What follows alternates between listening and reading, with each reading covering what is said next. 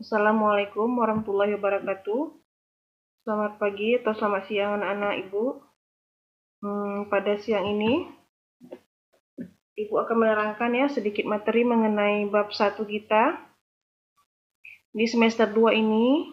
Semoga kalian tetap semangat belajar ya anak-anak. Di masa pandemi ini, walaupun bagaimana keadaan, kita harus tetap semangat belajar untuk meraih cita-cita ya. Jadi bab 1 itu yang pertama adalah sistem organisasi kehidupan makhluk hidup, di mana diterangkan dalam KD 3.1 yaitu mendeskripsikan keragaman pada sistem organisasi kehidupan dari mulai tingkat sel sampai organisme. Yang pertama kita akan membahas mengenai sel. Jadi sel itu adalah satuan terkecil penyusun makhluk hidup.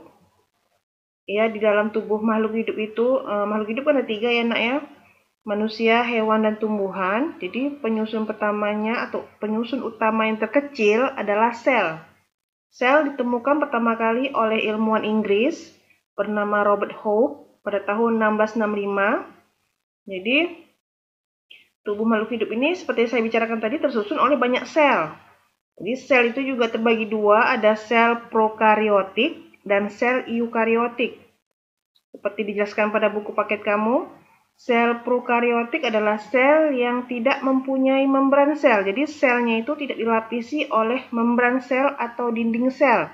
Contohnya pada bakteri, ya, pada kelompok organisme bakteri yang kecil-kecil. Kemudian ada sel eukariotik yang kedua, di mana sel itu dilapisi oleh membran sel atau dinding sel. Jadi sel eukariotik ini lebih sempurna ya daripada sel prokariotik. Biasanya kalau sel eukariotik ini terdapat pada manusia yang sudah sempurna, manusia, hewan, tumbuhan ya. Nah, ini makhluk hidup tingkat tinggi. Kemudian sel itu juga terbagi atas sel yang uniseluler dan sel yang multiseluler. Jadi uniseluler itu terdiri atas satu sel. Jadi organisme yang terdiri atas satu sel itu contohnya amoeba. Jadi satu sel aja dia. Amoeba, paramecium, euglena, dan plasmodium ini pada kelompok makhluk hidup protista. Nanti kita belajar lagi lebih lanjutnya nanti biar kamu paham. Kemudian contoh organisme yang multiseluler, multi itu kan artinya banyak ya, jadi multiseluler itu artinya terdiri atas banyak sel. Itu untuk kelompok organisme yang sudah sempurna juga, seperti manusia, hewan, dan tumbuhan. Jadi organisme multiseluler itu memiliki bentuk dan ukuran sel yang bervariasi.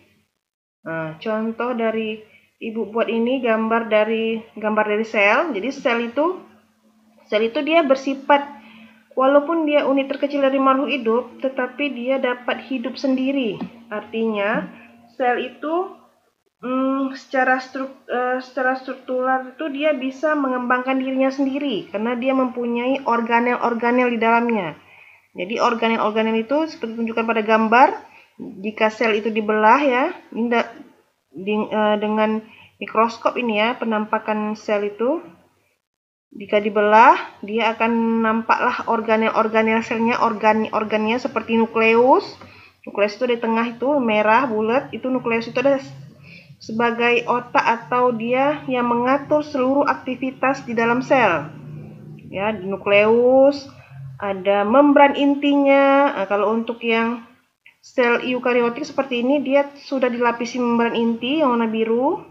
Kemudian terdapat nukleoplasma, RE atau retikulum endoplasma, dan lain-lain ya. Jadi seperti inilah contoh dari sel jika dibelah. Ada di buku kamu nak ya, buku paket. Kemudian kita masuk pada jaringan. Jadi jaringan itu adalah kelompok sel yang mempunyai fungsi dan bentuk yang sama. Jadi kumpulan-kumpulan dari sel ya yang mempunyai fungsi dan bentuk yang sama itu membentuk jaringan. Jaringan itu ada pada hewan dan jaringan itu juga ada pada tumbuhan, itu berbeda. Jaringan pada hewan itu contohnya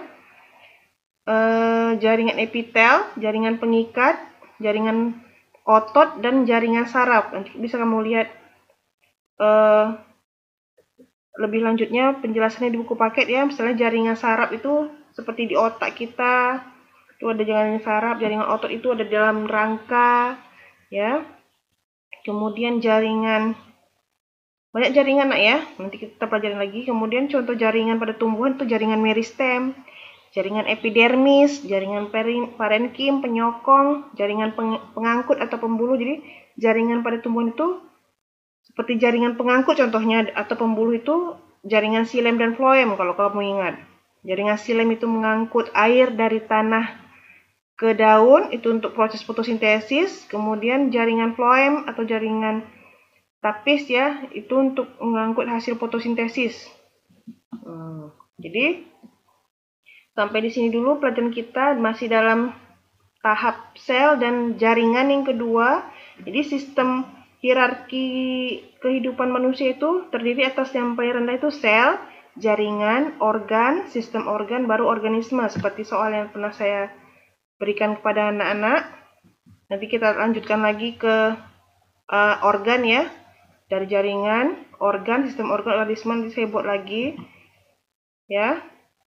Nanti kalau ada pertanyaan tolong chat saya di grup untuk bertanya apabila sudah tidak ada yang tidak paham. Jadi seperti itu aja ya penjelasan dari saya. Tetap semangat belajar. Assalamualaikum warahmatullahi wabarakatuh.